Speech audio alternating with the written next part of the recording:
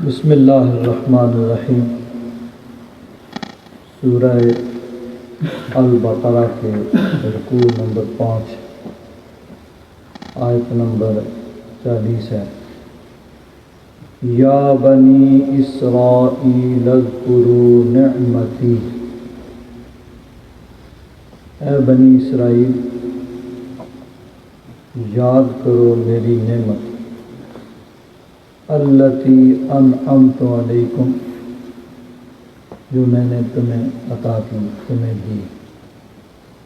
وَأَوْفُوا بِعَہدی، تم میرے وعدے کو پورا کرو، یعنی میرے ساتھ جو تم نے وعدہ کیا اس کو پورا کرو۔ اوف بعہدکم، میں تمہارے وعدے کو پورا کروں گا، یعنی میرا جو تم سے وعدہ ہے وہ تم پورا کروں گا۔ وَإِيَّايَ فَارْهَبُونِ، اور مجھ ہی سے ڈرو۔ بنی اسرائیل حضرت یعقوب علیہ السلام کا لقب ہے، اور یہ سریانی زبان جو اس وقت وہاں استعمال ہوتی تھی ملک شام میں، اس کا لفظ ہے، اور اس کا عربی میں ترجمہ کیا جاتا ہے عبداللہ۔ اسرائیل عبداللہ، اللہ کا بندہ۔ حضرت یعقوب علیہ السلام جو حضرت اسحاق علیہ السلام کے بیٹے ہیں، اور حضرت اسحاق علیہ السلام حضرت ابراہیم علیہ السلام کے بیٹے ہیں، کہ حضرت ابراہیم کے دو بیٹے تھے، حضرت اسماعیل اور حضرت اسحاق۔ تو حضرت اسحاق کے بیٹے حضرت یعقوب علیہ السلام، یعنی حضرت ابراہیم علیہ السلام کے پوتے، اور پھر آگے حضرت یعقوب علیہ السلام کے بیٹے حضرت یوسف علیہ السلام ہیں، جن کا مشہور واقعہ یعنی سورہ یوسف قرآن پاک کے اندر ہے۔ تو حضرت یعقوب علیہ السلام کی اولاد جو ہے اس کو بنی اسرائیل کہا جاتا ہے، اسرائیل کے بیٹے۔ تو یہودی اور عیسائی یہ سب بنی اسرائیل میں ہیں، کہ حضرت یعقوب علیہ السلام کی اولاد ہیں۔ حضرت ابراہیم علیہ السلام کے بعد جس طرح کہا جاتا ہے کہ حضرت ابراہیم علیہ السلام کے بعد ہزاروں کی تعداد میں جو بھی انبیاء کرام آئے، سب کے سب حضرت ابراہیم علیہ السلام کی اولاد میں سے ہوئے، اور وہ سب کے سب حضرت اسحاق علیہ السلام کی اولاد میں ہوئے۔ صرف نبی کریم صلی اللہ علیہ وسلم حضرت اسماعیل علیہ السلام کی اولاد میں ہوئے۔ تو اسی اعتبار سے کہا جاتا ہے بنی اسرائیل اور بنی اسماعیل، کیونکہ مکہ کے جو باشندے تھے وہ حضرت اسماعیل علیہ السلام کی اولاد میں سے تھے، ان کو بنی اسماعیل کہا جاتا ہے، اور یہ یہودی عیسائی وغیرہ یہ سب کے سب حضرت یعقوب علیہ السلام کی اولاد میں چلے آ رہے تھے، ان کو بنی اسرائیل کہا جاتا ہے۔ تو بنی اسرائیل یعنی یہودیوں اور عیسائیوں کو مخاطب کر کے اللہ تبارک و تعالیٰ نے فرمایا اذکروا نعمتی التی انعمت علیکم، میری اس نعمت کو یاد کرو جو میں نے تم پر کی۔ یعنی بہت سے انعام ہوئے، خاص طور پر یہودیوں پر اللہ تبارک و تعالیٰ نے یہ انعام کیا کہ فرعون جس نے ان کو غلام بنا کے رکھا ہوا تھا، بیگار ان سے بغیر کسی اجرت کے ان سے کام لیتا تھا، اللہ تبارک و تعالیٰ نے انہیں آزادی عطا فرمائی، فرعون کو ہلاک کیا، فرعون اپنے لشکروں سمیت ہلاک ہو گیا، اور بنی اسرائیل کو اللہ تبارک و تعالیٰ نے آزادی عطا فرمائی، اور بے شمار نعمتیں اللہ تبارک و تعالیٰ کی۔ تو فرمایا اذکروا نعمتی، میری نعمت کو یاد کرو، التی انعمت علیکم، جو میں نے تم پر کی، وَأَوْفُوا بِعَہْدِی، اور میرے وعدے کو پورا کرو، اوف بعہدکم، میں نے جو تم سے وعدہ کیا ہے اس کو پورا کروں گا، وإیایا فرحبون، اور مجھ سے ڈرو۔ اب اللہ تبارک و تعالیٰ نے عالم ارواح میں تمام انبیاء کرام کی روحوں کو جمع کیا، اور سب روحوں کو جمع کر کے، سارے انبیاء کرام کی روحوں کو جمع کر کے ان سے عہد لیا، جس کا ذکر آگے سورہ آل عمران میں 30 سپارے کے آخری رکوع میں آتا ہے کہ اللہ تبارک و تعالیٰ نے ارشاد فرمایا وَإِذَا أَخَذَ اللَّهُ مِيثَاقَ النَّبِيِّينَ، اس وقت کو یاد کرو جب اللہ تبارک و تعالیٰ نے نبیوں سے پختہ عہد لیا۔ میثاق کہتے ہیں ایسا ایگریمنٹ، ایسا معاہدہ جس کو قسم کے ساتھ موکل کیا جائے، قسم کھائی جائے کہ ہم یہ کریں گے، ایسے نہیں کریں گے، ایسے کریں گے۔ یہ جو قسم کے ساتھ جس کو موکل کیا جائے، پکا کیا جائے جس معاہدے کو، ایگریمنٹ کو، اس کو عربی میں میثاق کہتے ہیں۔ تو اللہ تبارک و تعالیٰ نے سارے انبیاء کرام کی روحوں کو عالم ارواح میں جمع کیا اور ان سے وعدہ لیا، کیا لما آتیتکم من کتاب و حکمت، کہ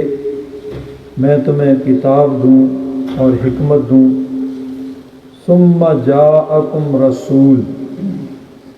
پھر آ جائے ایک بڑی شان والا رسول تمہارے پاس۔ یعنی اس میں یہ ہے کہ سارے انبیاء کرام حضور سے پہلے تشریف لائیں گے، 1,24,000 یا کم و بیش جتنے بھی دنیا میں تشریف لائے، سب کے سب حضور سے پہلے آئیں گے اور حضور سب سے آخر میں آئیں گے۔ تو اللہ تعالیٰ نے انبیاء کرام سے فرمایا کہ جب میں تمہیں کتاب اور حکمت دوں، یعنی تمہیں شریعت دوں اور نبوت اور رسالت تمہیں دوں، ثم آتا ہے عربی میں تراخی کے لیے، یعنی کسی چیز کا کسی کے بعد ہونا، اور اس میں یہ بھی ہوتا ہے فا جو ہوتی ہے نا، فا بھی تاکید کے لیے ہوتی ہے، لیکن اس میں تاخیر نہیں ہوتی کہ ایک کام کے فوراً بعد دوسرا ہو۔ ثم اس میں یہ ہوتا ہے کہ پہلے کام کے کچھ وقفہ اور اس کے بعد دوسرا کام تاخیر کے ساتھ۔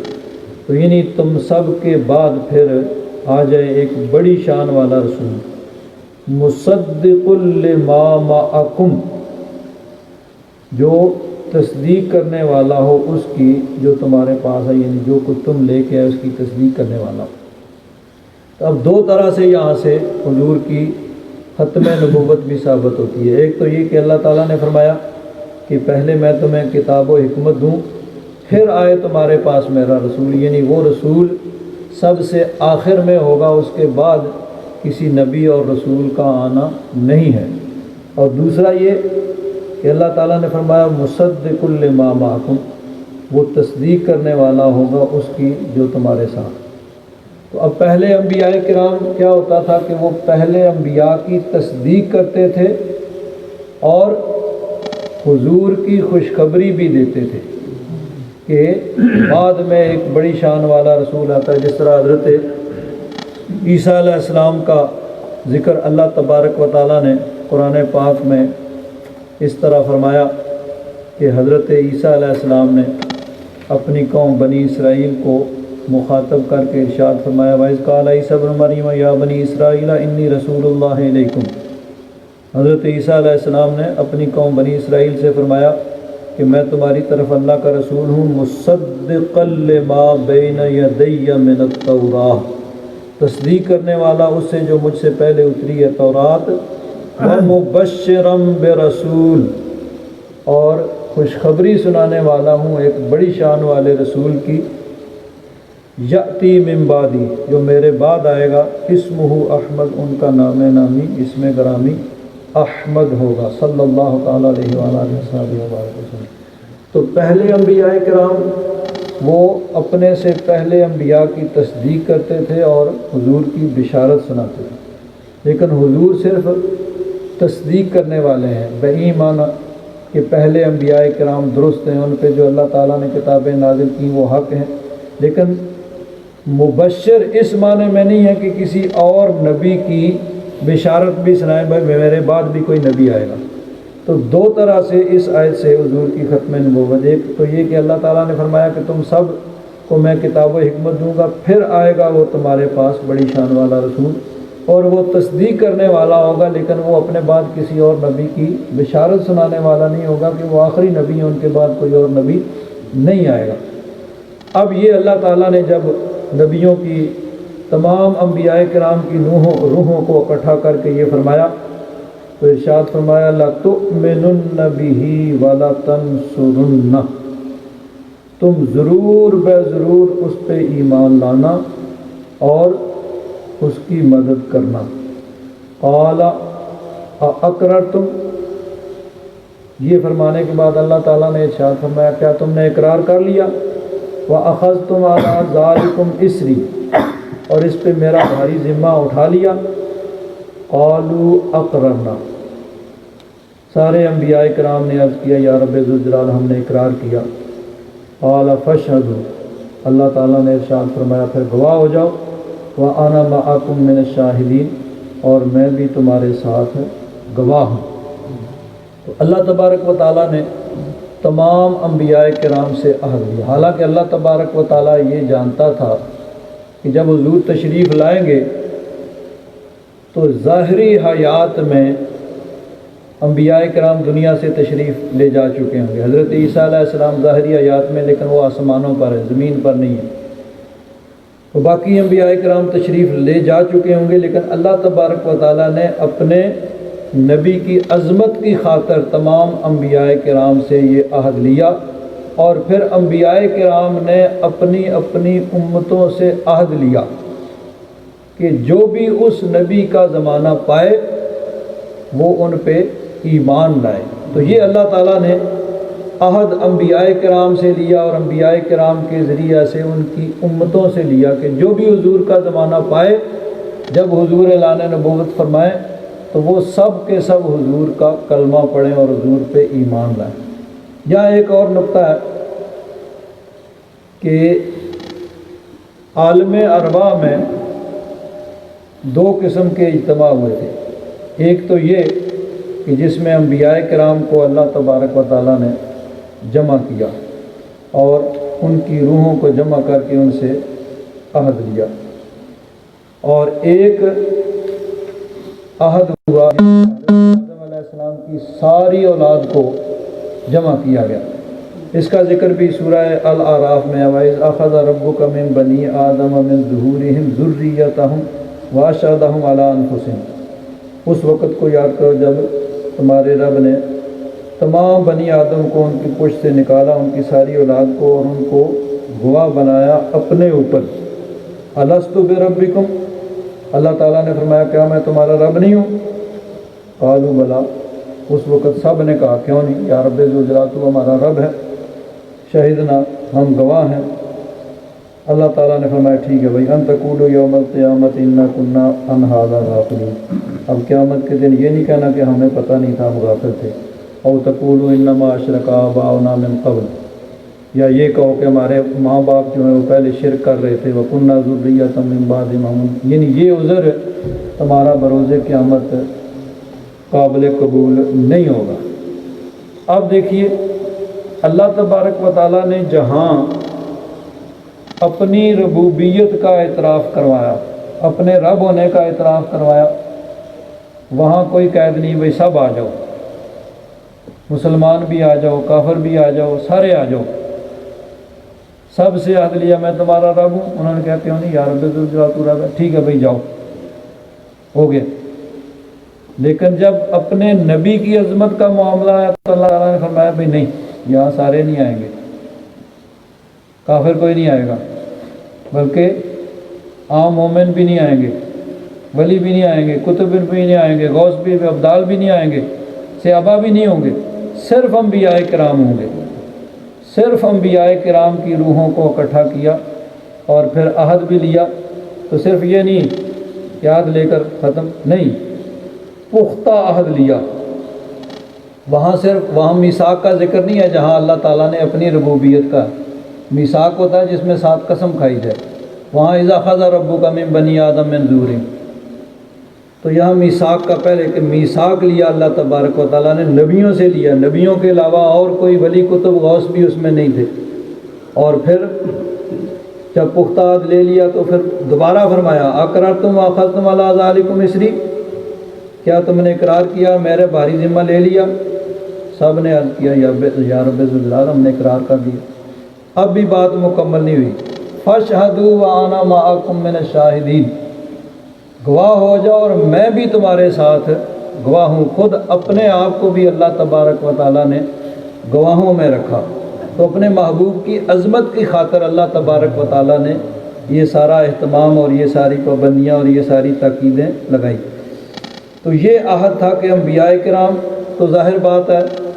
اللہ تبارک و تعالیٰ جانتا تھا کہ وہ ظاہری اس وقت وہ دنیا میں نہیں ہوں گے، لیکن انبیاء کرام نے اپنی امتوں سے یہ عہد لیا اپنے اپنے وقت کہ جو بھی اللہ کے محبوب کا زمانہ پائے وہ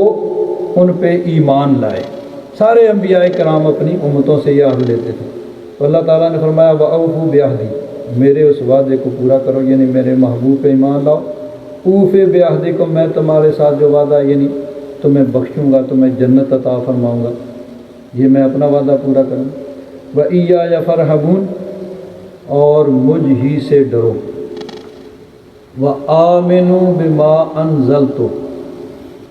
اور ایمان لاؤ اس پہ جو میں نے اتارا، یعنی قرآن پاک، یہ جو نبی کریم صلی اللہ علیہ وسلم پر اترا، کیونکہ مخاطب یہاں پہ بنی اسرائیل تھے، یہودی عیسائی وغیرہ، تو ان کو حکم دیا جا رہا ہے کہ اس پہ ایمان لاؤ جو میں نے اتارا، یعنی قرآن پاک، مصدقا لما معکم، جو تصدیق کرنے والا ہے اس کی جو تمہارے پاس ہے۔ وَلَا تَكُونُوا أَوَّلَ كَافِرٍ بِهِ، اور سب سے پہلے انکار کرنے والے، سب سے پہلے اس کے منکر تم نہ ہو جاؤ۔ وَلَا تَشْتَرُوا بِآيَاتِي ثَمَنًا قَلِيلًا، اور میری آیتوں کو تھوڑی قیمت یعنی حقیر دنیا کے بدلے میں نہ فروخت کرو۔ وَإِيَّايَ فَاتَّقُونِ، اور مجھ ہی سے ڈرو۔ قرآن پاک جو ہے وہ پہلی کتابوں کی تصدیق کرتا ہے، تورات، زبور، انجیل، دیگر صحائف جو انبیاء کرام پر اترے، تو اب ان پہ ایمان لانا اور ان کی تصدیق کرنا ضروری ہے۔ لیکن اس کا معنی کیا ہے کہ تورات، زبور، انجیل، تورات حضرت موسیٰ علیہ السلام پر اتری، زبور حضرت داؤد علیہ السلام پر اتری، انجیل حضرت عیسیٰ علیہ السلام پر اتری، تو ہم اس پہ ایمان رکھتے ہیں کہ وہ اللہ کی کتابیں ہیں، اللہ تبارک و تعالیٰ نے اتاری، اور ان کے اندر جو کچھ اللہ تبارک و تعالیٰ نے حکم دیا، جو اتارا وہ حق تھا، یہ ہے ان کی تصدیق اور ان پر ایمان۔ لیکن اب ان کے مطابق عمل نہیں کیا جا سکتا۔ ایک تو یہ کہ اس میں بہت زیادہ لوگوں نے تبدیلی کر لی، اپنے خواہش کے مطابق، جو مزاج کے خلاف ہوا اس کو بدل دیا، اب یہ نہیں، اس کی جگہ یہ ہونا چاہیے، یہ درست نہیں، یہ ٹھیک نہیں، جو مزاج کے۔ اور اگر کہیں سے وہ اصل کتابیں آ بھی جائیں، ویسے وہ کتابیں جن زبانوں میں اتری تھیں وہ زبانیں ہی ختم ہو گئی، متروک ہو چکی ہیں، کیونکہ زبان ہمیشہ بدلتی رہتی ہے، تھوڑے تھوڑے عرصے کے بعد کچھ لفظ ختم ہو جاتے ہیں، نئے لفظ آ جاتے ہیں، پھر آہستہ آہستہ چلتے چلتے 100-200 سال کے بعد وہ جو پہلے زبان بولی جاتی ہے وہ ساری کی ساری بدل چکی ہوتی ہے۔ تو قرآن پاک جو ہے، یہ تو قرآن پاک کی وجہ سے عربی زبان اب قیامت تک کے لیے وہ زبان برقرار رہے گی۔ آج بھی اس میں بہت زیادہ چینجنگ آ چکی ہے، عربی کے اندر بہت سے الفاظ نئے آ چکے ہیں، لیکن جو الفاظ قرآن و حدیث میں استعمال ہوئے ہیں اب وہ قیامت تک کے لیے اب بھی فصیح و بلیغ عربی اسی کو کہا جاتا ہے جو قرآن پاک کی زبان ہے۔ اب پورے عالم عرب کے اندر ہر علاقے میں ان کی اپنا اپنا لہجہ ہے، اپنی اپنی زبان ہے، لیکن رابطے کی زبان وہی ہے جو قرآن و حدیث کے اندر ہے، اور وہی فصیح و بلیغ اسی کو کہا جاتا ہے، اور سب اسی کو پڑھتے اور سیکھتے ہیں۔ تو وہ زبانیں متروک ہو چکی ہیں جن زبانوں میں وہ کتابیں اتری تھیں، لیکن اگر وہ کتاب کہیں اصل جو اتری تھی وہ بھی مل جائے تو اب ان کے مطابق عمل نہیں کیا جائے گا، کیونکہ قرآن پاک کے اترنے کے بعد پہلی ساری جو ہیں وہ منسوخ ہو گئی کتابیں، اب ان پہ عمل نہیں کیا جائے گا، اب صرف قرآن پاک پہ عمل کیا جائے گا۔ ان کے بارے میں یہ ایمان اور یقین رکھا جائے گا کہ وہ کتابیں اللہ تبارک و تعالیٰ نے اتاری اور جو کچھ ان کے اندر تھا وہ حق تھا، اور اس زمانے میں اس کے مطابق عمل کرنا ضروری تھا۔ تو اللہ تعالیٰ نے فرمایا وَآمِنُوا، اے بنی اسرائیل تم ایمان لاؤ، بما انزلت، جو میں نے اتارا یعنی قرآن پاک، مصدقا لما معکم، تصدیق کرنے والا ہے اس کی جو تمہارے ساتھ ہے، جو تمہارے پاس ہے، ولا تکونوا اول کافر بہ، اور تم سب سے پہلے اس کے منکر نہ بنو، ولا تشتروا بآیاتی ثمنا قلیلا، اور تھوڑی قیمت کے بدلے میں میری آیتیں نہ بیچو۔ اشترا یشتری جو ہے نا یہ دونوں معنوں میں استعمال ہو جاتا ہے، خریدنے اور بیچنے دونوں معنوں میں استعمال ہوتا ہے۔ بعض الفاظ ایسے ہیں جو متضاد معنوں میں استعمال ہوتے ہیں، تو یہ شرا یشری اور باع یبیع یہ دونوں خریدنے میں بھی اور بیچنے کے معنی میں استعمال ہوتے ہیں، یعنی اب اس کے سیاق و سباق کے پھر دیکھ کے پھر اس کا معنی متعین کیا جائے گا کہ یہ خریدنے کے معنی میں یا بیچنے کے معنی میں۔ تو میری آیتوں کے بدلے میں تھوڑی قیمت نہ لو، اس کا یہ مطلب نہیں ہے کہ زیادہ قیمت ملے تو لے لو، نہیں، مطلب یہ ہے کہ جتنی بھی قیمت ملے گی وہ تھوڑی ہے، وہ حقیر ہے اللہ تبارک و تعالیٰ کی آیات کے بدلے میں۔ وَإِيَّايَ فَاتَّقُونَ، اور مجھ ہی سے ڈرو، وَلَا تَلْبِسُوا الْحَقَّ بِالْبَاطِلِ، وَإِيَّايَ فَاتَّقُونَ اور فَارْهَبُونَ، اس میں کوئی فرق ہے؟ معنی تو دونوں کا ایک ہی ہے، لفظ دو ہیں، رہب یرہب، اس کا معنی بھی ڈرنا، اور اتقا یتقی۔ ویسے فرہبون اس کا معنی ہوتا ہے کسی نقصان سے، کسی نقصان کے خوف سے ڈرنا، اور اتقا یتقی کا معنی ہوتا ہے بچنا، یعنی تقوی اور پرہیزگاری اختیار کرنا۔ تو ویسے دونوں کا ایک ہی معنی ہے، اور یہ لفظ اصل میں فرہبونی اور فتقونی یہ دونوں ہیں، مجھ سے ڈرو اور تقوی اور پرہیزگاری اختیار کرو، مجھ سے ڈرو۔ تو اب پھر اس کو یہ جو آتا ہے نا تعلمون، راکین، تاقلون، اس کے ساتھ ملانے کے لیے یا کو گرا دیا گیا، معنی وہی ہے، مجھ سے ڈرو اور تقوی اور پرہیزگاری اختیار کرو، مجھ سے ڈرو۔ وَلَا تَلْبِسُوا الْحَقَّ بِالْبَاطِلِ، اور حق کو باطل کے ساتھ نہ ملاؤ، وَتَكْتُمُوا الْحَقَّ وَأَنْتُمْ تَعْلَمُونَ، اور دانستہ حق کو نہ چھپاؤ۔ یعنی پہلی کتابوں کے اندر نبی کریم صلی اللہ علیہ وسلم کی نشانیاں بیان ہوئی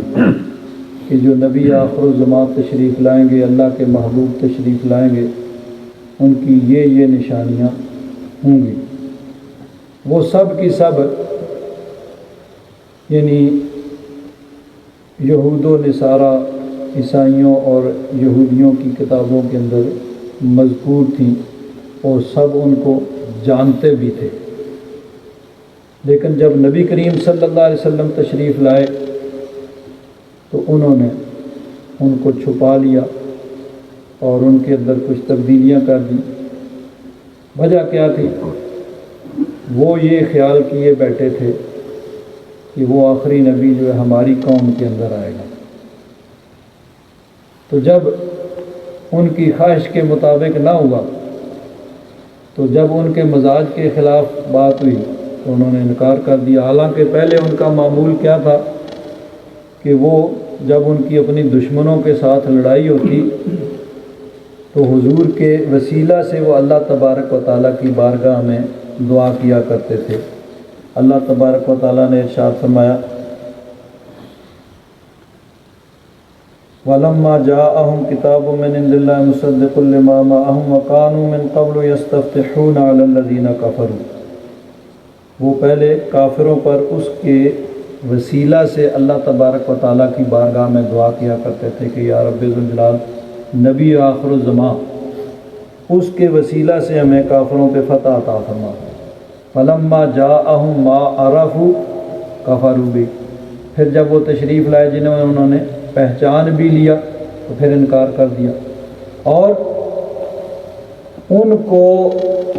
یعنی اپنی کتابوں سے جو علم حاصل ہوا تھا اس کے حساب سے ذرہ برابر بھی انہیں شک و شبہ نہیں تھا کہ یہ وہی نبی اور رسول ہیں جن کا اللہ تبارک و تعالیٰ نے وعدہ فرمایا ہے۔ اس حد تک یقین تھا کہ اللہ تبارک و تعالیٰ نے قرآن پاک میں ایک نہیں بلکہ 2 مقامات پہ یہ چیز ارشاد فرمائی کہ وہ نبی کریم صلی اللہ علیہ وسلم کو پہچانتے ہیں کہ یہ اللہ کے رسول ہیں۔ کیسے پہچانتے ہیں؟ الذین آتیناہم الکتاب یعرفونہ کما یعرفون ابناءہم، کہ جن کو ہم نے، یہ سورہ البقرہ میں بھی ہے، دوسرے سپارے کا پہلا رکوع ہے، اور یہی آیت سورہ الانعام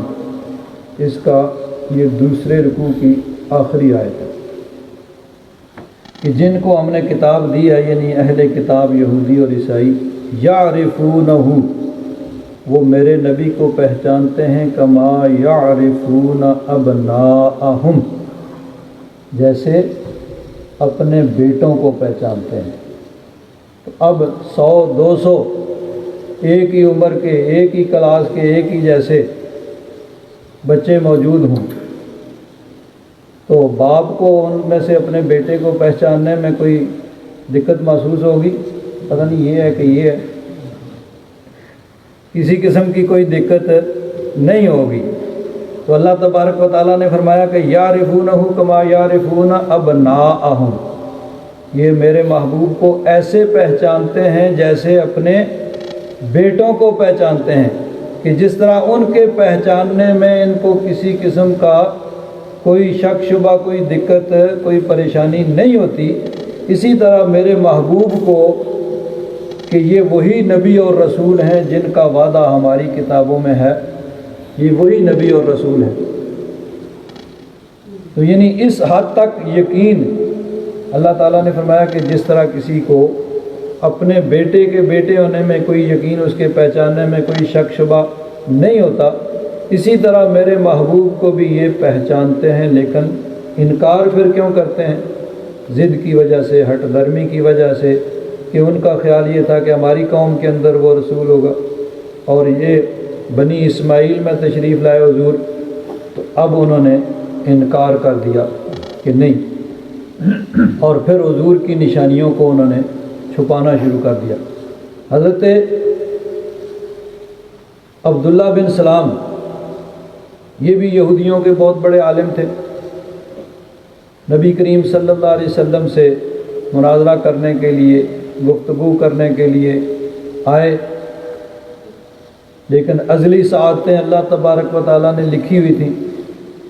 جیسے ہی حضور کے چہرہ انور کو دیکھا،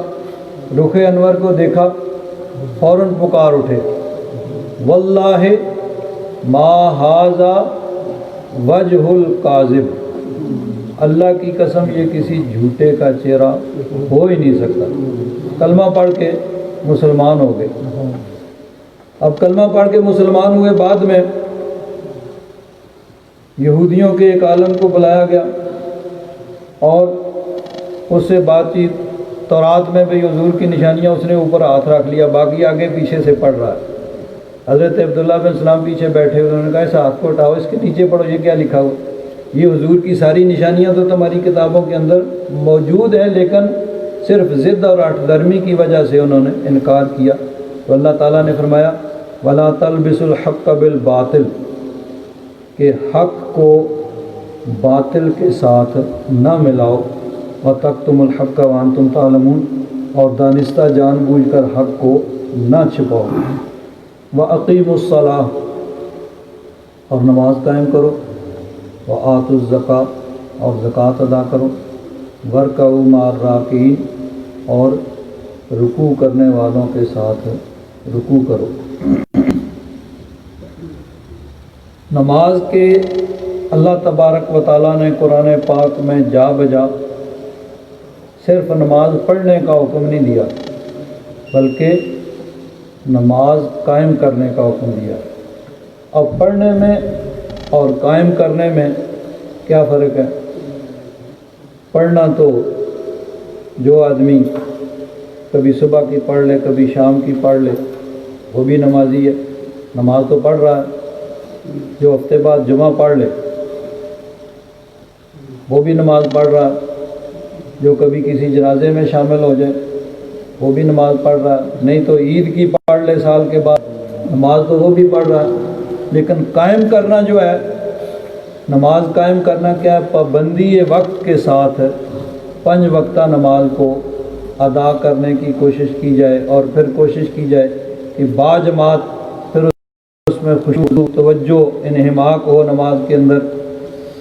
اس میں فرائض اور واجبات کے ساتھ سنتوں اور مستحبات کا بھی اہتمام کیا جائے۔ یہ چیزیں ہیں کہ نماز قائم کرو، تو اللہ تعالیٰ نے ہمیشہ قرآن پاک میں نماز قائم کرنے کا حکم دیا، اور اس کے ساتھ ساتھ زکوٰۃ ادا کرنے کا حکم دیا۔ تو زکوٰۃ کی اہمیت کا بھی اندازہ اس سے لگایا جا سکتا ہے کہ سب سے اہم عبادت جو نماز ہے، اس کے ساتھ اللہ تبارک و تعالیٰ نے اکثر مقامات پہ نماز کے ساتھ فوراً زکوٰۃ کا بھی ذکر کیا کہ نماز ادا کرو اور زکوٰۃ ادا کرو، نماز قائم کرو اور زکوٰۃ ادا کرو۔ تو زکوٰۃ کا بھی اللہ تبارک و تعالیٰ نے نماز کے ساتھ جا بجا ذکر کیا۔ اس بات سے اس کا بھی اندازہ ہو سکتا ہے کہ کتنا اہم یہ فریضہ ہے کہ اہم العبادات نماز کے ساتھ اللہ تعالیٰ نے اس کا ذکر کیا۔ وَارْكَعُوا مَعَ الرَّاكِعِينَ،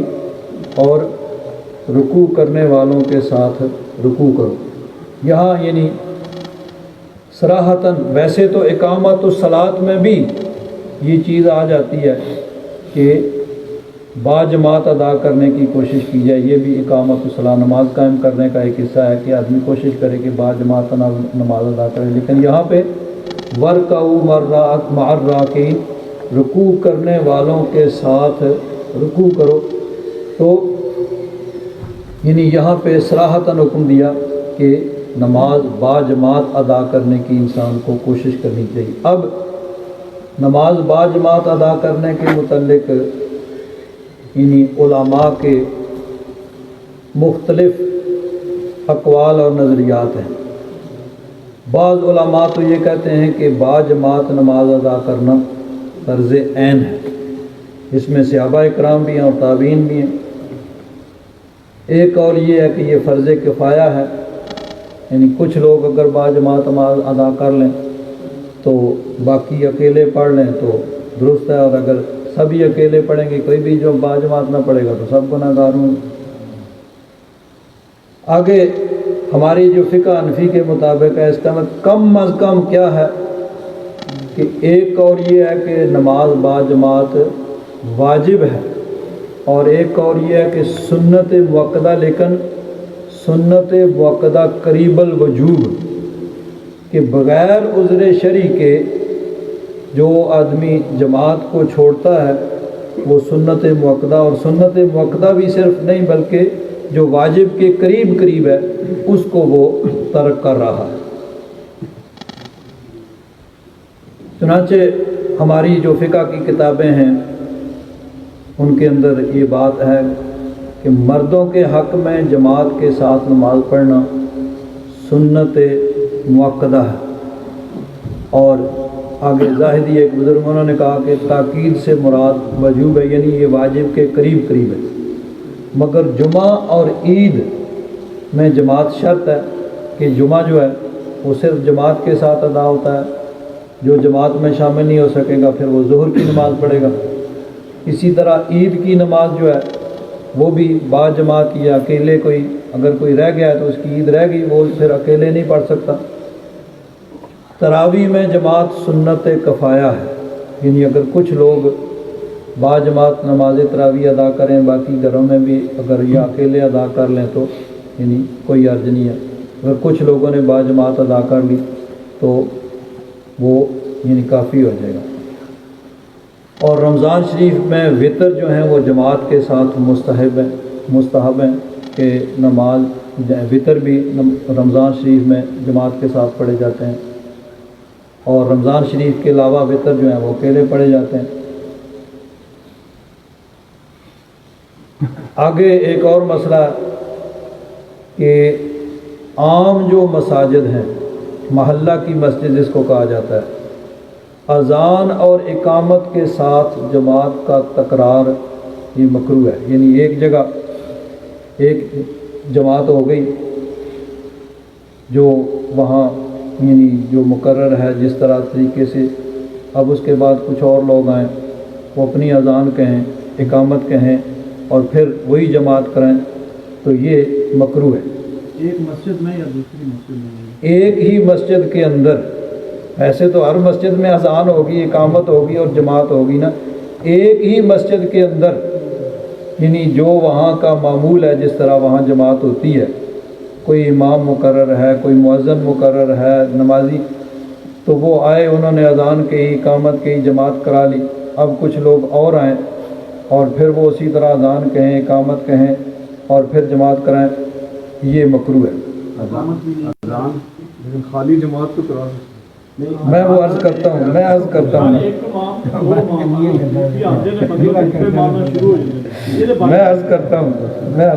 سنیں، مسجد کے اندر ایک ہی جماعت ہونی چاہیے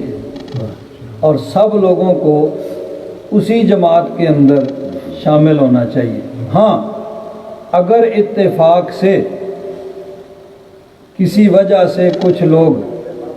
پہلی جماعت سے رہ جائیں تو وہ آ کے ایک تو یہ کہتے ہیں کہ ہے تو بدل کے، یعنی یہاں مسلح پہ پہلی جماعت ہوئی ہے، یعنی تھوڑا آگے پیچھے کہیں وہ اقامت کہہ کے جماعت کہہ لیں، اذان نہیں، اذان تو ہو چکی ہے، اقامت، یا اگر اقامت نہ بھی کہیں تو دوسری جماعت، اس طرح۔ لیکن یہ ہے کہ کبھی ایسے ہو جائے، اس کا معمول بنا لینا یہ مکروہ ہے۔ کیوں؟ اس میں کیا ہوگا، پھر پہلی جماعت کی اہمیت ختم ہو جائے گی۔ بھائی ٹھیک ہے، کوئی بات نہیں، پہلی سے رہ گئے تو دوسری میں شامل ہو جائیں گے، دوسری میں رہ گئی تو تیسری میں شامل ہو جائیں گے، تو پہلی جماعت کی اہمیت جو ہے وہ ختم ہو جائے گی۔ اس لیے کبھی اگر ایسے ہو اتفاقاً کہ کچھ آدمی رہ گئے ہیں تو وہ دوسری جماعت جو وہ کرا سکتے ہیں، اقامت کہیں یا اقامت نہ بھی کہیں تو دوسری جماعت ہو سکتی ہے، لیکن اس کو معمول بنانا یہ نہیں۔ ہاں، اگر کوئی مسجد ایسی جگہ ہے، رستے میں ہے، جہاں لوگ آتے ہیں جاتے ہیں، مسافر ایئرپورٹ پہ ہے یا بس کے اڈے پہ ہے، رستے میں ہے جہاں لوگ مسافر جا رہے ہیں، تو وہاں کوئی حرج نہیں ہے، جو بھی لوگ آئیں گے وہ اگر اذان بھی کہہ دیں تو کوئی حرج نہیں، پتہ نہیں پہلے کسی نے اذان کہی ہے یا نہیں کہی ہے، اذان اقامت کے ساتھ وہ جماعت کر سکتے ہیں، وہاں کوئی حرج نہیں ہے۔ کہ جہاں ایسی جگہ ہے کہ جہاں لوگ آ رہے ہیں جا رہے ہیں، کوئی وہاں کے نہ نمازی مقرر ہیں نہ کوئی، تو وہاں کوئی حرج نہیں ہے کہ سڑک کے کنارے ہے یا کسی ایئرپورٹ پہ یا کسی جگہ پہ ایسی جگہ ہے نماز پڑھنے کے لیے، مسجد بے شک پوری مسجد بنی ہوئی ہے، تو پھر بھی وہاں پہ کوئی حرج نہیں ہے کہ جو بھی لوگ آئیں وہ اپنی جماعت کرا سکتے ہیں۔ لیکن جس طرح عام مساجد ہیں وہاں پہ معمول بنانا دوسری جماعت کا یہ مکروہ ہے۔ ایک ہی جماعت کے اندر سب کو شامل ہونا چاہیے، کہ اگر یہ معمول بنے گا تو پہلی جماعت کی اہمیت ختم ہو جائے گی۔ اس لیے اگر کبھی ایسے اتفاق سے کچھ لوگ لیٹ ہو گئے تو وہ با جماعت نماز پڑھ سکتے ہیں، کہ کوئی ایک امامت کرے اور باقی اس کے پیچھے نماز پڑھے۔ تو نماز با جماعت جو ہے اللہ تبارک و تعالیٰ نے فرمایا وَرْكَعُوا مَعَ الرَّاكِعِينَ، رکوع کرنے والوں کے ساتھ رکوع کرو۔ احادیث مبارکہ میں اس کی تاکید کی گئی ہے۔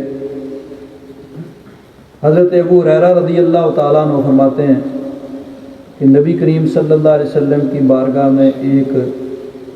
نابینا صحابی حاضر ہوئے جو دیکھ نہیں سکتے تھے۔ انہوں نے عرض کیا یا رسول اللہ مجھے کوئی شخص مسجد میں لے جانے والا نہیں ہے،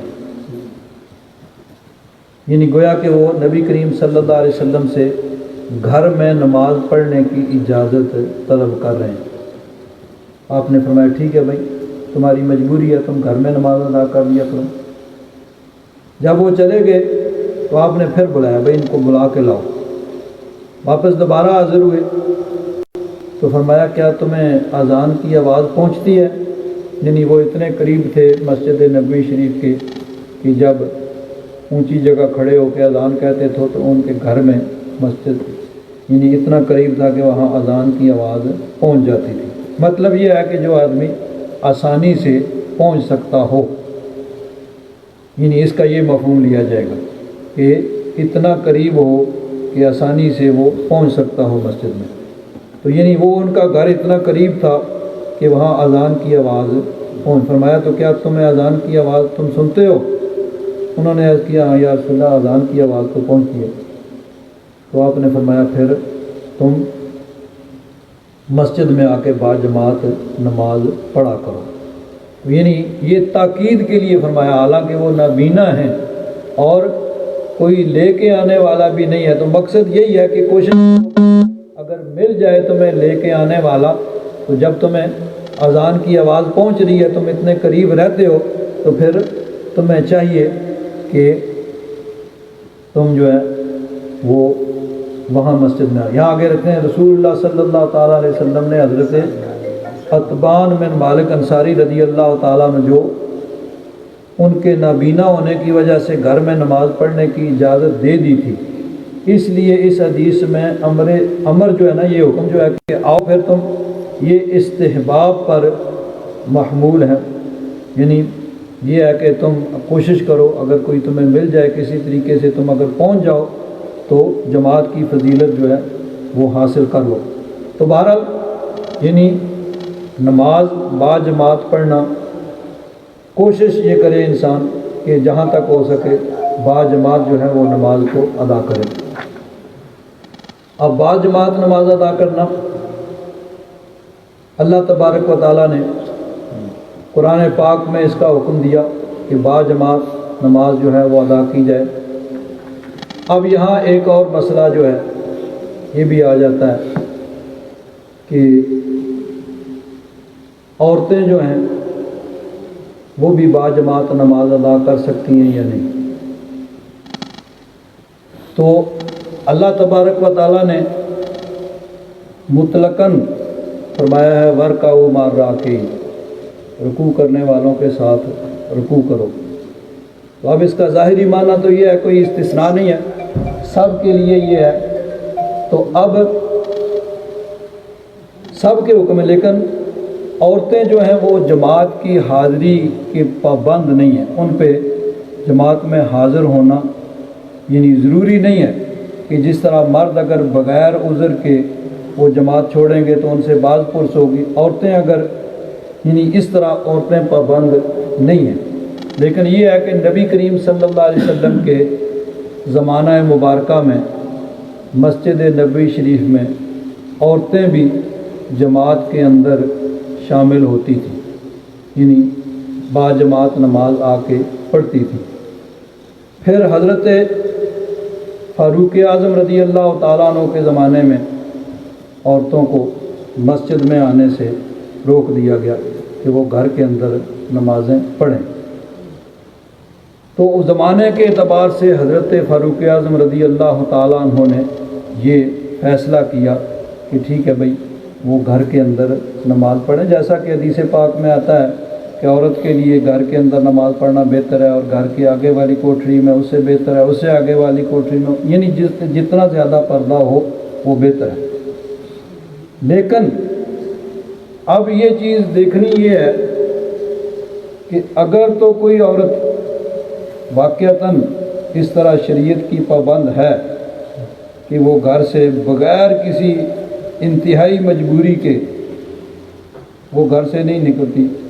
اب اس دور میں انتہائی مجبوری تو یہی ہے کہ آدمی بہت زیادہ بیمار ہو جائے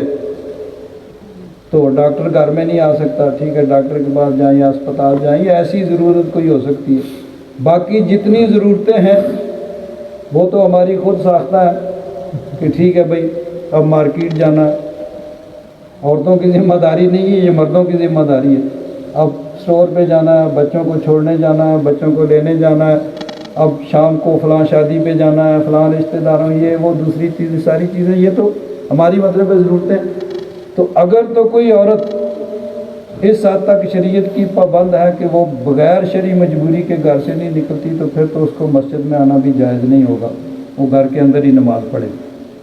تو اگر عورتیں جو ہیں وہ باقی سارے کام کر رہی ہیں اور اس کے لیے آپ جانتے ہیں کہ کس طرح کا لباس ہوتا ہے، اگر شادیوں میں جاتی ہیں تو کس طرح کا لباس پہنتی ہیں، اسکول کالج اور کام پہ کس طرح کے لباس کی ضرورت پڑتی ہے، اور کس طرح مرد و زن کا اختلاط ہوتا ہے وغیرہ وغیرہ، یہ ساری چیزیں تو اگر مسجد میں آئیں گی تو کم از کم باوقار طریقے سے، با پردہ طریقے سے آئیں گی اور کچھ نہ کچھ۔ تو اس اعتبار سے، زمانے کے اعتبار سے بھی یہ دیکھنا ہے کہ ہم کہاں پہ رہ رہے ہیں، کس زمانے میں، کس جگہ پہ ہیں۔ تو باقی ساری چیزوں پہ تو کوئی پابندی نہیں ہے، بھئی عورتیں ہر جگہ چلی جاتی ہیں، اور یہ جو پروگرام شادیوں کے دوسرے تیسرے اس طرح کے، کہاں اس طرح مردوں عورتوں کا ملنا اور کس طرح کا لباس اور ساری چیزیں، تو برق گرے تو آخر مسجد پہ صرف مسجد میں نہیں آ سکتی، نہیں، مسجد میں آئیں گی تو بہرحال جو بھی آئے گی وہ باوقار طریقے سے آئے گی اور یعنی با پردہ لباس کے ساتھ آئے گی، تو اس میں کوئی حرج نہیں ہے، وہ مسجد میں آ سکتی ہیں۔ یہاں ایک اور بڑا مسئلہ چل رہا ہے کہ عورتیں ہر جگہ جاتی ہیں، مسجد میں بھی آتی ہیں، اجتماع بھی ہوتا ہے، سب کچھ ہوتا ہے، لیکن نماز سے منع کیا جاتا ہے، باجماعت نماز نہیں پڑھنی۔ اس کی مجھے سمجھ نہیں آتی کہ مسجد کے اندر جب موجود ہیں، آئے بھی ہیں، چلو فوتگی پہ آ گئے ہیں، کسی اجتماع کے لیے آئے ہیں، واعظ سننے کے لیے آئے ہیں، کچھ بھی ہیں، تو اب نماز پڑھنے میں کیا حرج ہے کہ اگر وہ باجماعت نماز پڑھیں گی تو کیا حرج ہوگا؟ بعض میں نے سنا ہے کہ دانستہ عورتیں دیر سے آتی ہیں، بھئی جماعت ہو جائے تو پھر ہم مسجد میں جائیں، تو یہ چیز جو ہے نا یہ درست نہیں ہے۔ یہاں دیکھیں عورتوں کے لیے الگ انتظام ہے، جن کے لیے الگ رستہ ہے، الگ بیٹھنے کی جگہ ہے، تو یہاں اگر وہ کسی باجماعت نماز پڑھتی ہیں، جس طرح جمعہ پہ آتی ہیں، تراویح پہ آتی ہیں، جلسہ پہ آتی ہیں، یا اب درس قرآن میں بھی شامل ہوتی ہیں، کسی بھی موقع پہ جب اگر آئیں تو باجماعت نماز پڑھنے میں کوئی حرج نہیں ہے، ان کو بہرحال جماعت کے ساتھ نماز پڑھنے کا ثواب ملے گا،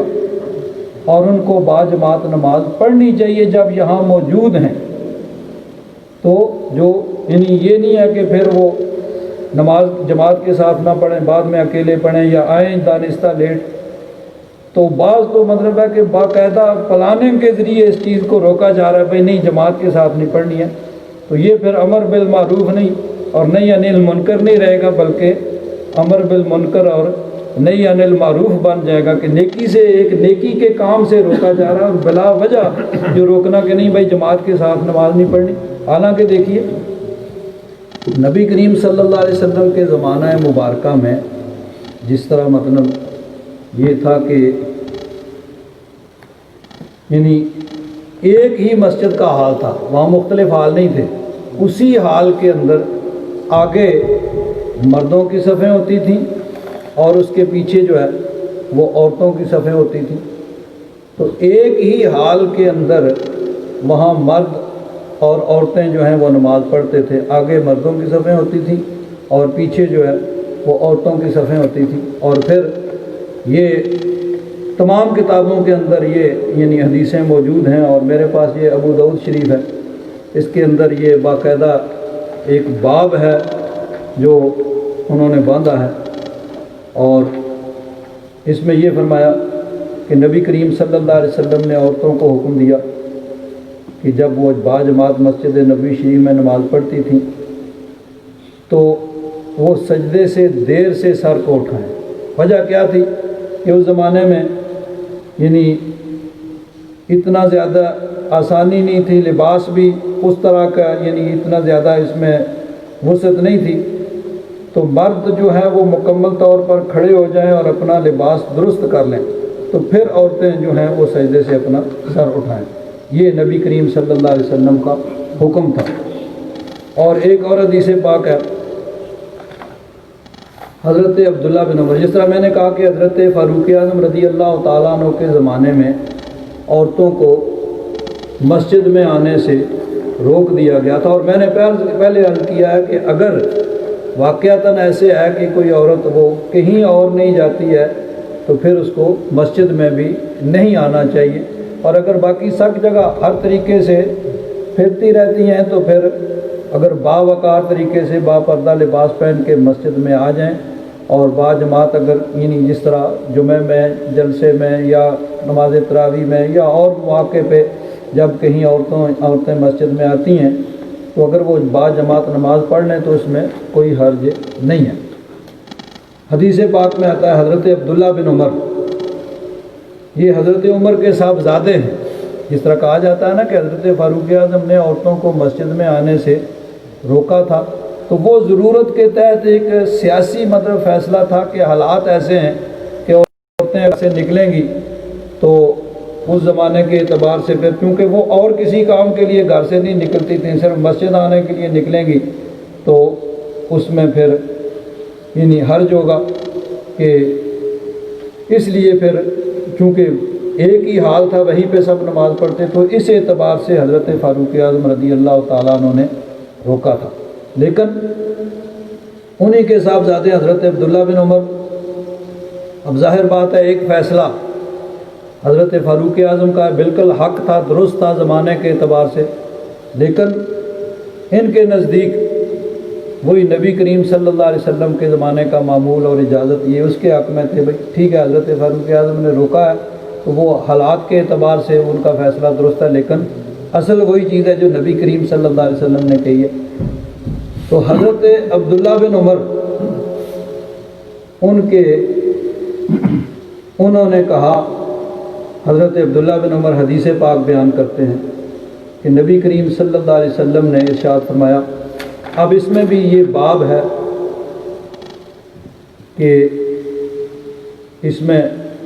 ما جاء فی خروج النساء الی المسجد، عورتوں کے مسجد کی طرف جانے کا باب، اس میں پھر حدیث پاک ہے کہ نبی کریم صلی اللہ علیہ وسلم نے ارشاد فرمایا، لا تمنعوا آماء اللہ مساجد اللہ، کہ اللہ کی بندیوں، اللہ کی لوڑیاں یعنی عورتوں کو مسجدوں کی طرف جانے سے نہ روکو، وَلَٰكِن لِيَخْرُجْنَ وَهُنَّ طَفِلَاتٌ، لیکن وہ بن سنور کے بے پردگی کے ساتھ نہ نکلیں، بلکہ وہ با پردہ اور باوقار طریقے سے بغیر خوشبو لگائے ہوئے وہ جائیں۔ اب اسی میں آگے حضرت عبداللہ بن عمر سے بھی یہ حدیث پاک روایت کیا، اور حضرت ابو ہریرہ سے بھی آگے ہے۔ حضرت عبداللہ بن عمر نے فرمایا، قال النبی صلی اللہ علیہ وسلم اذنوا للنساء الی المساجد باللیل، کہ عورتوں کو رات کے وقت مسجد میں آنے کی اجازت، یعنی بعض اوقات یہ ہوتا تھا کہ بعض فقہاء نے یہ بھی رکھا ہے کہ رات کو چلی جائیں، دن کو نہ چلی جائیں، لیکن وہ سب زمانے کے اعتبار سے ہم نے یہ دیکھنا ہے کہ ہم کس زمانے میں اور کس جگہ پہ ہیں، جہاں کہاں اور کن یعنی کس طریقے سے عورتیں جاتی ہیں، تو اس چیز کو بھی مد نظر رکھنا چاہیے کہ مسجد میں جب آتی ہیں تو باوقار پردہ طریقے سے آتی ہیں۔ فقال ابن لہو، حضرت عبداللہ بن عمر کے ایک بیٹے نے کہا، واللہ لا نأذن لہن فیتخذنہ ضغلا، اللہ کی قسم ہم تو انہیں اجازت نہیں دیں گے، اس طرح وہ بہانہ بنا لیں گے کہیں اور بھی جانے کے لیے، فلاں جگہ جانا ہے، فلاں جگہ جانا ہے، مسجد کے لیے جانے کے لیے جب اجازت دیں گے تو اور جگہ بھی جانے کا وہ بہانہ بنا لیں گے۔ اب بات کس میں ہو رہی ہے؟ حضرت فاروق اعظم کے بیٹے اور پوتے میں، حضرت عبداللہ بن عمر اور ان کے بیٹے میں۔ انہوں نے کہا نہ روکو، انہوں نے کہا اللہ قسم ہم تو روکیں گے۔ تو فرمایا قال فسبہ، حضرت عبداللہ بن عمر نے ان کو، سب کا معنی ہوتا ہے گالی دینا، یعنی برا بھلا کہا، وغضب اور ناراض ہوئے۔ یہاں گالی سے مراد جو ہمارے عرف میں وہ نہیں ہے، بلکہ جس کو کہہ سکتے ہیں ڈانٹا، جھڑکا، کہ عقل نہیں ہے تمہیں، سمجھ نہیں ہے، اس طرح، یعنی جس طرح باپ بیٹے کو جھڑک سکتا ہے۔ تو کہا اقول قال رسول اللہ صلی اللہ علیہ وسلم اذنوا لہن، میں کہہ رہا ہوں کہ رسول اللہ صلی اللہ علیہ وسلم نے ارشاد فرمایا کہ تمہیں انہیں اجازت دو، وتقولوا لا نأذن لہن، تم کہہ رہے ہو کہ ہمیں اجازت نہیں دیں گے، یعنی حضور کے فرمان کے مقابلے میں اپنی بات کر رہے ہو، عقل نہیں ہے تمہیں، سمجھ نہیں ہے، یعنی اس طرح انہیں ڈانٹا اور جھڑکا۔ تو مقصد یہ ہے کہ نبی کریم صلی اللہ علیہ وسلم کے زمانہ مبارکہ میں عورتیں مسجد نبوی شریف میں نماز پڑھنے کے لیے آتی تھیں۔ حضرت فاروق اعظم رضی اللہ تعالیٰ عنہ نے اپنے زمانے کے اعتبار سے پھر انہیں مسجد میں آنے سے روک دیا، کیونکہ اس زمانے میں صرف مسجد میں ہی عورتیں آتی تھیں، کہیں اور نہیں جاتی تھیں۔ تو اب زمانے کے اعتبار سے جہاں ہر جگہ عورتیں جاتی ہیں اور کس طریقے سے جاتی ہیں، تو اگر صرف مسجد میں آ جائیں اور باپردہ طریقے سے، باوقار طریقے سے آئیں تو اس میں کوئی حرج نہیں ہے۔ اور یہاں تو اور مسئلہ ہے کہ مسجد میں بھی آتے ہیں، اجتماع ہوتی ہے، صرف نماز سے روکا جاتا ہے۔ تو میں سمجھتا ہوں یہ بہت نامناسب بات ہے کہ آئیں بھائی، مسجد میں اجتماع ہوگا، سب لوگ آئیں، سب عورتیں آئیں، سب کو یعنی ہر طریقے سے بلایا جاتا ہے، لیکن با جماعت نماز نہیں پڑھنی ہے۔ یہ بات میری سمجھ میں نہیں آتی ہے، کیوں؟ ہاں، مولانا الیاس قادری صاحب کا ایک کلپ جو چل رہا ہے جس سے غلط فہمی پیدا ہوئی ہے، پہلی بات تو یہ ہے کہ اس میں یہ بات کلیئر ہی نہیں ہے، صرف اس میں عورتوں کی جماعت۔ تو عورتوں کی جماعت، اب اس کے کئی معنی ہو سکتے ہیں۔ ایک یہ بھی ہے کہ عورت جماعت کرا رہی اور پیچھے سب کھڑے ہوں، جس طرح ماڈرن زمانے میں یہ تحریک چل رہی ہے، بھئی عورت جماعت کے پیچھے مرد بھی کھڑے ہوں، یہ چیز تو منع اور ناجائز ہے۔ اور اگر عورت عورتوں کی جماعت کرائے تو اس کو ہماری فقہ کی کتابوں میں اس میں اختلاف ہے، بہرحال یہی ہے کہ یہ جائز ہے، لیکن فقہ کی کتابوں میں یہ لکھا ہے کہ عورت صف کے اندر کھڑی ہو، جس طرح مردوں میں امام آگے کھڑا ہوتا ہے اس طرح نہیں، صف کے اندر صرف وہ تھوڑی سی آگے ہو، باقی پیچھے، تو اس طرح عورتیں جماعت کرا سکتی ہیں۔ اور اگر اس طرح مثلا جماعت ہے جس طرح ہمارے ہاں ہوتی ہے کہ جماعت کوئی مرد کراتا ہے اور عورتیں کسی الگ جگہ، ان کے آنے کا رستہ الگ ہے، مردوں کے ساتھ اختلاط نہیں ہوتا ہے، اور باپردہ طریقے سے آئیں اور باپردہ ان کے بیٹھنے کی جگہ ہو، تو اس طریقے سے اگر وہ جماعت میں شامل ہو جائیں تو اس میں کوئی حرج نہیں ہے، اور جماعت میں شامل ہونے کا انہیں ثواب بہرحال ملے گا۔ یہاں ایک اور مسئلہ بھی، ہمارے یہ جو سری نامی بھائی ہیں ان میں ایک بات بڑی مشہور ہے، ان کے ہاں کوئی بھی جلسہ ہوتا ہے تو بغیر عورتوں کے تو جلسہ نہیں ہوتا، جلسے میں ضرور عورتیں آتی ہیں، ہر پروگرام میں آتی ہیں، لیکن وہ جماعت کے ساتھ نماز پڑھنے سے سختی سے منع کرتے ہیں، بھئی جماعت کے ساتھ نماز نہیں پڑھنی ہے، وہیں بیٹھی ہوئی ہیں، جماعت ہو رہی ہے، جماعت قضا کر دیں تو کوئی حرج نہیں ہے، نماز قضا ہو جائے تو، لیکن اگر جماعت کے ساتھ نماز پڑھے تو وہ کہتے ہیں کہ یہ مرزائیوں کا طریقہ ہے۔ بھائی سری نام کے اندر مرزائیوں نے ایسے کیا ہوگا، انہوں نے دیکھا کہ عورتوں کو قابو کرنا چاہیے، ان کو بلانا چاہیے اپنی محفل میں، تو اس طرح ایک عورت کو قابو کر لو پورا خاندان قابو ہو جائے گا۔ تو اگر انہوں نے یہ طریقہ اختیار کر لیا تو اب اس کا یہ مطلب نہیں ہے کہ وہ کہیں کہ اللہ ایک ہے تو ہم کہیں نہیں اللہ دو ہیں، نہیں۔ اگر انہوں نے کسی چیز کو لیا تو ہم نے دیکھنا یہ ہے کہ اس میں شریعت کیا کہتی ہے۔ تو شریعت مطہرہ تو یہی کہتی ہے کہ بے پردگی نہیں ہونی چاہیے، عورتوں اور مردوں کا اختلاط نہیں ہونا چاہیے اکٹھے اس طرح تو یہ اگر چیزیں نہیں ہیں تو آ جائیں تو اس میں کوئی حرج نہیں ہے۔ با جماعت نماز اگر موجود ہیں تو پھر ان کو اکیلے پڑھنے کی بجائے با جماعت نماز پڑھنی چاہیے، اور اس میں با جماعت نماز پڑھنے کا انہیں ثواب بھی ملے گا۔ اسی طرح اب جنازے کے وقت اگر عورتیں موجود ہیں تو وہ جہاں پہ موجود ہیں جنازے میں بھی اسی وقت وہ اسی طرح شامل ہوں، جیسا کہ حرمان تیئین بین میں ابھی ہوتا ہے، ہر جنازہ نماز کے بعد ہوتا ہے، اس میں مرد ہوتے ہیں سب شامل ہوتے ہیں، تو وہ شامل ہو جائیں تو اس میں کوئی حرج نہیں ہے۔ چلو اس رکوع کی 2-3 آیتیں جو ہیں، اب میرا خیال ہے ٹائم ہو گیا، اس میں آگے کافی تفصیل ہے، اس کو انشاءاللہ آگے پھر نیکسٹ ویک جو ہے۔ الحمدللہ رب العالمین، والسلام علی سیدنا و مولانا محمد و علیہ وسلم۔